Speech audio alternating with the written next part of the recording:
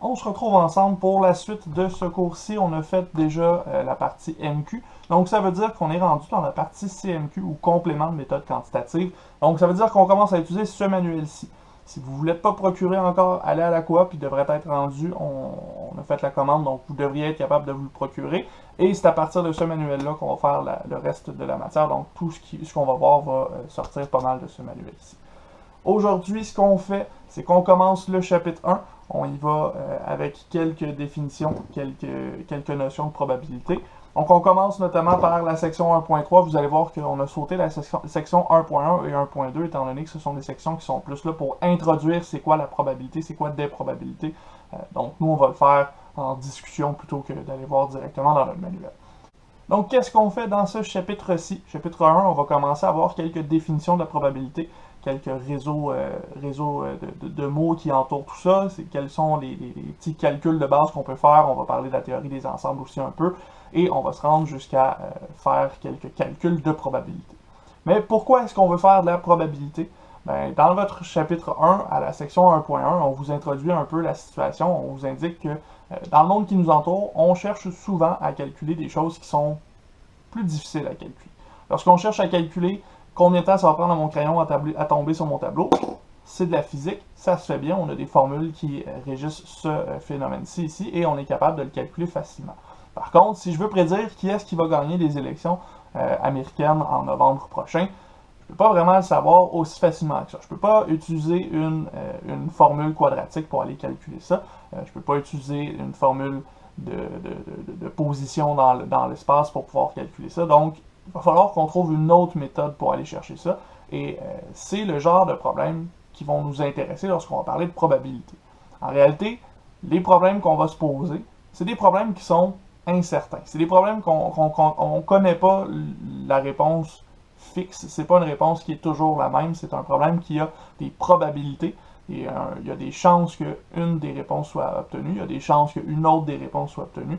Donc, on veut aller mesurer ces chances-là, mesurer nos probabilités avec ce qu'on va faire dans cette section-ci. On va parler de probabilité. Suite de ça, on va voir aussi qu'on peut associer ces probabilités-là à des jeux. Donc, d'où est-ce que ça vient, les probabilités? Ça vient surtout de l'étude de nos jeux de hasard. Flipper un 25 cents, brasser un dé, des choses comme ça. Donc, ça nous amène à définir quelques parties de la probabilité, notamment les deux premières probabilités qu'on va définir maintenant.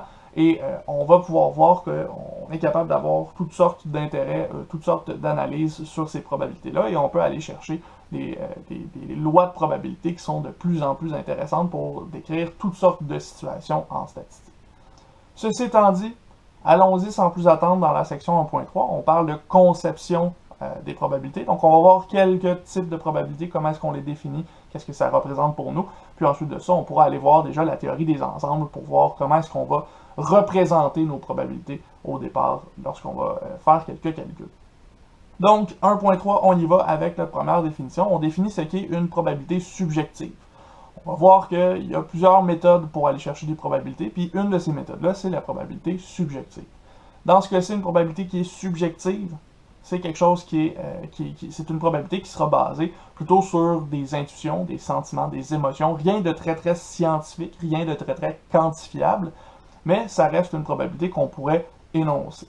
Par contre, cette probabilité-là, comme elle ne s'appuie sur aucun fait scientifique, comme elle est un petit peu sortie de notre chapeau, on pourrait dire que cette probabilité-là s'approche plutôt d'une opinion que d'un fait.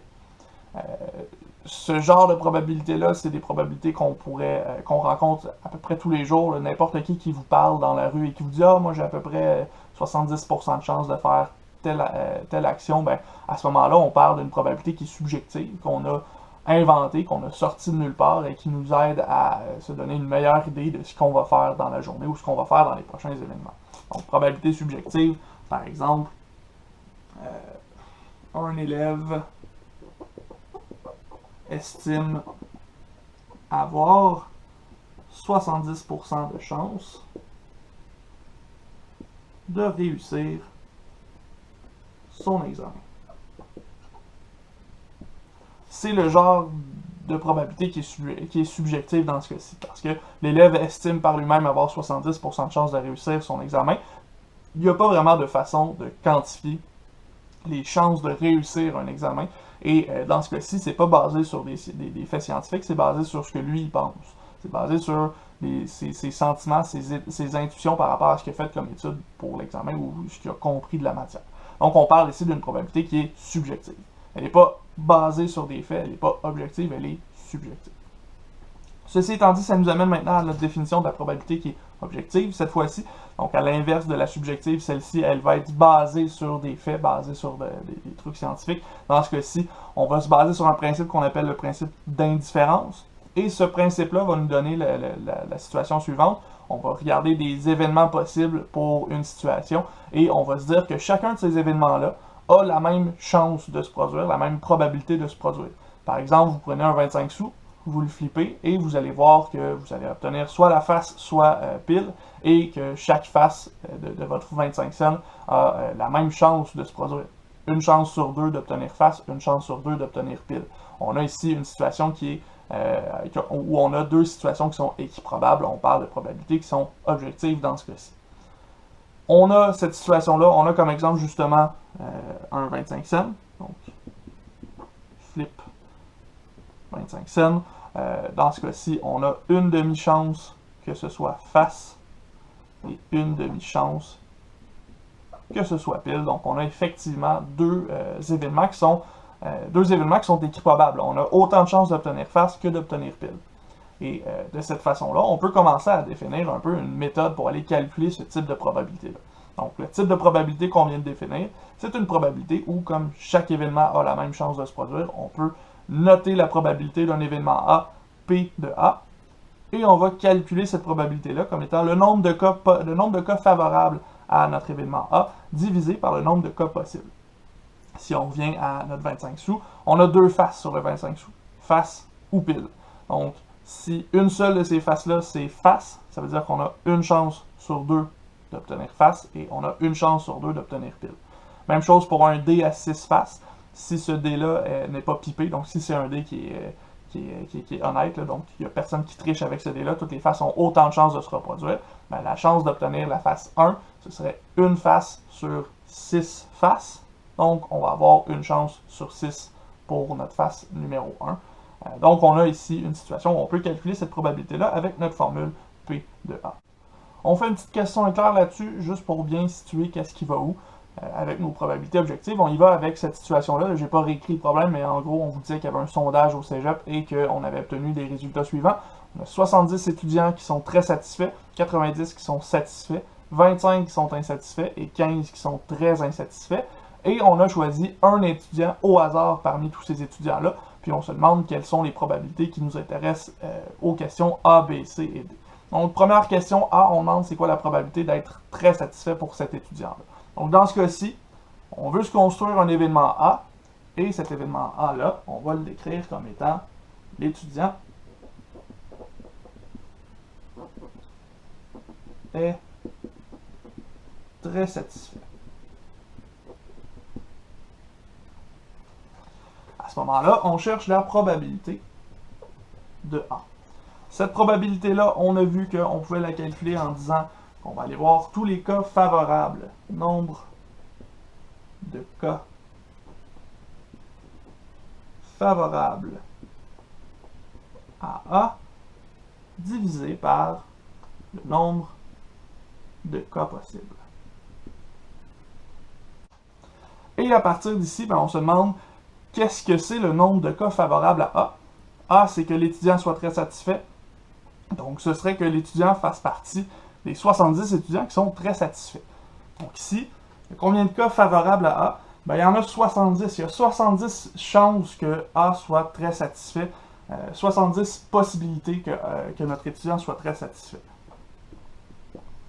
Ensuite, le nombre de cas possibles. On va aller voir tous les cas possibles. Donc, on a 70 qui sont très satisfaits, 90 qui sont satisfaits, 25 qui sont insatisfaits et 15 qui sont très insatisfaits. Donc, on a 70 plus 90 plus 25 plus 15. Donc, on arrive à 70 sur 200. Et ça ici, il ne reste plus qu'à transformer ça en pourcentage pour l'avoir en probabilité. On aurait 35% de chance que notre étudiant soit très satisfait. Regardons maintenant quelle est la probabilité de ne pas être très satisfait. Cette probabilité-là de ne pas être très satisfait, ben, on aurait premièrement notre événement A qui serait l'étudiant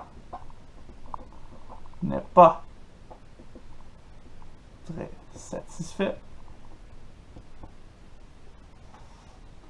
Et à ce moment-là, la probabilité de A, de la même façon qu'on l'a calculé juste avant, ben on va aller chercher le nombre de cas qui sont favorables à notre événement. Dans ce cas-ci, que l'étudiant ne soit pas très satisfait, ça veut dire que l'étudiant est soit satisfait, soit insatisfait, soit très insatisfait. Donc on va aller chercher 90 plus 25 plus 15 divisé par le 200 qu'on avait encore tantôt. Et ça ici, ben 90 plus 25 plus 15, c'est 90 plus 40, donc 130 sur 200. Et ça nous donne gros 65% pour la probabilité que l'étudiant ne soit pas très satisfait dans ce cas-ci. On passe en C maintenant. On cherche à quoi est-ce que ça correspond si on additionnait les réponses en A et en B. Bien, dans ce cas-ci, si on va chercher 70 sur 200 qui donne 35% plus 130 sur 200 qui donne 65%, bien là, nécessairement, ici, on va arriver à 200 sur 200 qui correspond à notre 100%. Est-ce que ça a du sens? Oui, parce que d'un côté, on a le choix d'être très satisfait ou de ne pas être très satisfait. C'est une dichotomie, on a un ou l'autre. Donc, si on les met ensemble, on devrait faire l'ensemble des cas possibles. Et ici, c'est exactement ce que notre probabilité nous indique. On arrive à 100% pour cette probabilité-là. Finalement, en D, probabilité de l'insatisfaction, ben dans ce cas-ci, notre événement A, on pourrait dire que c'est l'étudiant A de l'insatisfaction. Tiens, on pourrait l'écrire comme ça pour pas que ça prenne trop de place dans mon tableau. Et ici, ben, cette probabilité-là, probabilité de A, dans ce cas-ci, les cas favorables à ce que l'étudiant ait de l'insatisfaction, c'est que l'étudiant soit insatisfait, soit très insatisfait. Donc, on a 25 plus 15 sur le nombre de cas possibles. On a déjà calculé donc notre 200. Ça nous donne 40 sur 200, qui est égal à 20%. Donc, les chances que l'étudiant qu'on a choisi au hasard soit insatisfait ou très insatisfait tournent autour de 20% dans le problème actuel. Et ça nous amène à la dernière définition qu'on voit dans cette section-ci. On va parler de la probabilité empirique, mais avant de la définir, cette probabilité-là, j'aimerais qu'on discute un peu du fait que c'est très difficile d'avoir une probabilité objective parce qu'en effet, avoir une pièce de 25 sous qui est parfaitement là, équilibrée, qui n'a aucun défaut de fabrication, ou avoir un dé qui est exactement identique pour chacune des faces, juste le simple fait de faire des petits trous dans notre dé pour avoir les chiffres sur chacune des faces débalance ce dé-là. Donc c'est très difficile en réalité d'avoir des objets qui sont purement symétriques et c'est donc difficile d'obtenir la probabilité objective. En réalité, des événements qui sont équiprobables en réalité dans le vrai monde, c'est très difficile à obtenir. C'est pour ça que nous, on va devoir définir la probabilité empirique qui va contourner le problème du fait qu'on a peut-être un dé qui n'est pas parfait, on a peut-être une pièce de 25 sous qui n'est pas parfaite. Donc on définit la probabilité empirique comme étant une approche qui est plus statistique de notre probabilité, et cette approche-là, elle va être basée sur notre expérimentation. Qu'est-ce qu'on veut dire par là? Bien, ça veut dire qu'on va faire plusieurs expériences, et ces expériences-là vont nous permettre d'évaluer la probabilité d'un événement sur la base de nos résultats. Donc, par exemple, on va flipper un 25 sous 1000 fois, et après 1000 fois où on va avoir flippé notre 25 cents, on va compter combien de fois est-ce qu'on a obtenu la face A, la face pile par exemple, et on va calculer les probabilités empiriques selon notre expérimentation d'obtenir la face pile. Évidemment, si on choisit de faire une expérience, 2 expériences, 10 expériences, 20 expériences, on risque d'avoir des résultats qui sont plus ou moins intéressants par rapport à la probabilité objective. Ça va être plus difficile d'obtenir exactement les bonnes probabilités avec moins d'expérience, ce qui veut dire que ce type de probabilité-là, c'est des probabilités qui vont être utiles à la longue.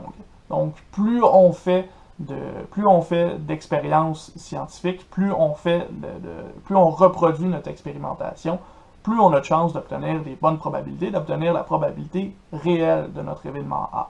Ce que ça veut dire, c'est que cette probabilité A-là, de la façon qu'on vient de la définir avec la probabilité empirique, ça convient à une limite lorsque notre nombre d'expériences tend vers l'infini. Et cette limite-là, ce sera faite sur le nombre de fois où on obtient notre événement A divisé par le nombre d'expériences qu'on va avoir faites. C'est ce qu'on vous donne comme définition de la probabilité empirique, mais il y a un problème avec ce raccourci-là qu'on prend pour aller chercher la probabilité, le fait qu'on doit faire tendre n à l'infini. Je ne sais pas si vous avez beaucoup de temps dans ces temps-ci avec la pandémie, mais moi, j'ai pas tant de temps que ça pour faire flipper des 25 cents une infinité de fois. C'est difficile de faire ce genre de probabilité-là parce qu'il faut que tu refasses une expérience tellement souvent que tu vas finir par faire une tendinite dans le pouce parce que tu vas avoir trop flippé de 25 sous.